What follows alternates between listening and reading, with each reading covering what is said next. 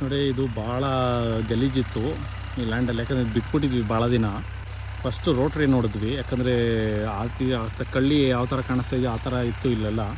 ಅದು ನೋಡಿ ನೀವು ನೋಡ್ತಾ ಇರ್ಬೋದು, ಕಾಣಿಸ್ತಾ ಇದೆ ನಿಮಗೆ.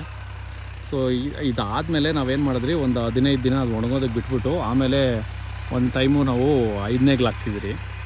ಸೊ 5ನೇ ಅಂದರೆ ಕಲ್ಟಿವೇಟ್ರು. ಸೊ ಕಲ್ಟಿವೇಟ್ರು ಹಾಕಿ ಒಂದು 4 ದಿನ ಆದಮೇಲೆ ರೋಟ್ರಿಯನ್ನು ಓಡಿಸಿ, ರೋಟ್ರಿ ಹೊಡೆದಾದ್ಮೇಲೆ ನೋಡಿ ಈ ರೀತಿ ಬಂತು ಭೂಮಿ ಅವಾಗೂ ಎಂಟೆಗಳು ಇದೆಲ್ಲ ಇತ್ತು. ಇದ್ರ ಮೇಲೆ ನಾವು ರಾಗಿಯನ್ನು ಚೆಲ್ತಾಯಿದ್ದೀವಿ. ಅಲ್ಲಿ ನೋಡ್ಬೋದು ನಮ್ಮ ತಂದೆಯವರು ರಾಗಿಯನ್ನು ಚೆಲ್ಕೊಂಡು ಹೋಗ್ತಾ ಇದ್ದಾರೆ. ನಾನು ಹಿಂದೆಗಡೆ ಗೊಬ್ಬರನ ಚೆಲ್ತಾಯಿದ್ದೀನಿ, ನಾಟಿ ಹಸು ಗೊಬ್ಬರ. ನಮ್ಮದು ಸಾವಯವ ಕೃಷಿ, ಹಾಗಾಗಿ ನಮ್ಮದೇನಿದ್ರು ಜೀವಾಮೃತ, ಬೀಜಾಮೃತ, ನಾಟಿ ಗೊರೆದು ನಾವು ಗೊಬ್ಬರನ ಚೆಲ್ಲೋದು. ನೀವು ನೋಡ್ಬೋದು ಯಾವ ರೀತಿ ಮರಳಾಗಿದೆ ಅಂಥೇಳಿ. ಗೊಬ್ಬರ ಅನ್ನೋದು ಯಾವತ್ತೂ ನಮ್ಮ ಕೈಗೆ ಅಂಟ್ಕೊಬಾರ್ದು. ಸೊ ಆ ರೀತಿ ಗೊಬ್ಬರನ ಇರಬೇಕು. ಸುಮ್ಮನೆ ತಿಪ್ಪೆ ಅಂತ ಮಾಡಿಬಿಟ್ಟು ನಾವು ಸಗಣಿನ ಚೆಲ್ಲಿದ್ರೆ ಯಾವುದೇ ರೀತಿಯಾದ ಪ್ರಯೋಜನ ಇರಲ್ಲ. ಚೆಲ್ಕೊಂಡಿದ್ದಾದ್ಮೇಲೆ ನಾವೇನು ಮಾಡಿದ್ರಿ, ಇನ್ನೊಂದು ಸರಿ ರೋಟ್ರಿನ ತಿರುಗಿಸ್ತೀರಿ. ಸೊ ಈ ರೀತಿ ಎಂಟೆಗಳೆಲ್ಲ ಸ್ವಲ್ಪ ಕಡಿಮೆ ಆಗಿ ಮಣ್ಣು ಸ್ವಲ್ಪ ಸಿಕ್ತು. ನೋಡಿ ಯಾವ ರೀತಿ, ಏನಿಲ್ಲ ಅಂದರೂ ಒಂದು 8 ಇಂಚು, 6ರಿಂದ 8 ಇಂಚು ಸೊ ಸಿಕ್ಕಿದೆ ಇವಾಗ. ಯಾವತ್ತೂ ಭೂಮಿನ ನಾವು ಭಾಳ ಕಡಿಮೆ ಆಳಕ್ಕೆ ನಾವು ಉತ್ತಬೇಕಾಗುತ್ತೆ. ಯಾಕಂದರೆ ಉಳೋದು ನಾವು ಭೂಮಿನ ಭಾಳ ಒಂದಡಿ ಕೆಳಗಡೆಗೆ ಉತ್ತಿದ್ರೆ ಏನಾಗುತ್ತೆ ಅಂತ ಹೇಳಿದ್ರೆ ಫಿಸಿಕಲ್ ಸ್ಟ್ರಕ್ಚರ್ ಹಾಳಾಗ್ಬಿಡುತ್ತೆ.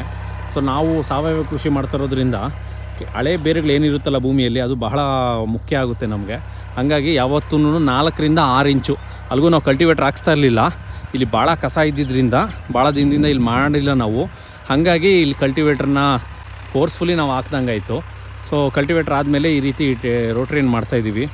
ಟ್ರ್ಯಾಕ್ಟ್ರನ್ನೂ ನಾವು ಭಾಳ ಉಳಿಸ್ಬಾರ್ದು ಭೂಮಿ ಮೇಲೆ, ಯಾಕಂದರೆ ಮಣ್ಣು ಕಾಂಪ್ಯಾಕ್ಟ್ ಆಗೋದ್ರಿಂದ ಇದರಲ್ಲಿರೋಂಥ ಹ್ಯೂಮಸ್ ಕಂಟೆಂಟು ಕಡಿಮೆ ಆಗಿಬಿಡುತ್ತೆ. ಸೊ ನೀರನ್ನ ಹಿಡಿದಿಟ್ಕೊಳೋ ಶಕ್ತಿ ಭಾಳ ಇರಲ್ಲ ಭೂಮಿಗೆ. ಇವತ್ತು ಆಗ್ತಾ ಇರೋವಂಥ ಪ್ರಾಬ್ಲಮ್ ಅದೇ ಕೂಡ.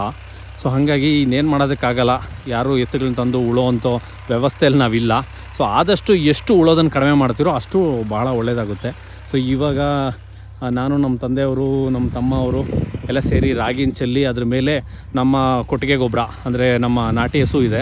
ಸೊ ಅದರಿಂದ ಬಂದಿರತಕ್ಕಂಥ ಗೊಬ್ಬರನ ಅದು ತಿಪ್ಪೆ ರೀತಿ ಮಾಡಲಿಲ್ಲ, ನಾವು ಒಂದು ತೊಟ್ಟಿ ರೀತಿ ಕಟ್ಟಿ ಅದನ್ನು ವರ್ಮಿ ಕಂಪೋಸ್ಟ್ ಮಾಡಿ ಹಾಕಿರ್ತಕ್ಕಂಥ ಗೊಬ್ಬರ. ನೀವು ಹಂಗಾಗಲೇ ತೋರಿಸ್ದೆ ನಾನು ಆ ಗೊಬ್ಬರ ಯಾವ ರೀತಿ ಮರಳಾಗಿತ್ತು ಅಂತೇಳಿ.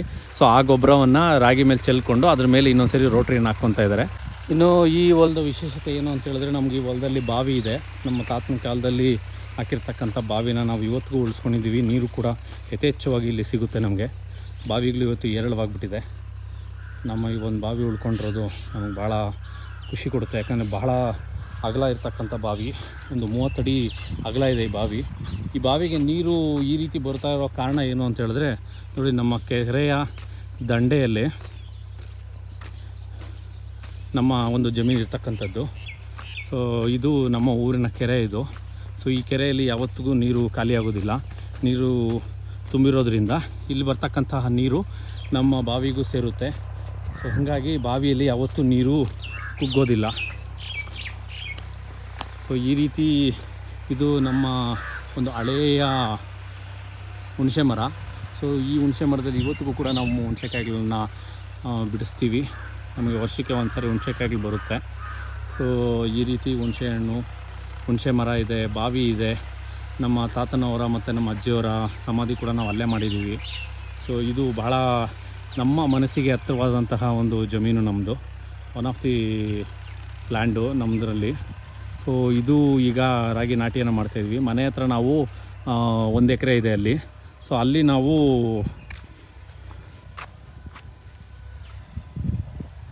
ನಾವು ಪೈರು ನಾಟಿಯನ್ನು ಮಾಡ್ತಾಯಿದ್ದೀವಿ. ನೋಡೋಣ ಎರಡರ ವಿಶೇಷತೆ ಮತ್ತು ಎರಡರ ಡಿಫ್ರೆನ್ಸ್ ಯಾವ ರೀತಿ ಇದೆ ಅನ್ನೋದನ್ನು ನಾನು ಮುಂದಿನ ದಿನಗಳಲ್ಲಿ ನಿಮ್ಗೆ ತಿಳಿಸ್ಕೊಡ್ತೀನಿ.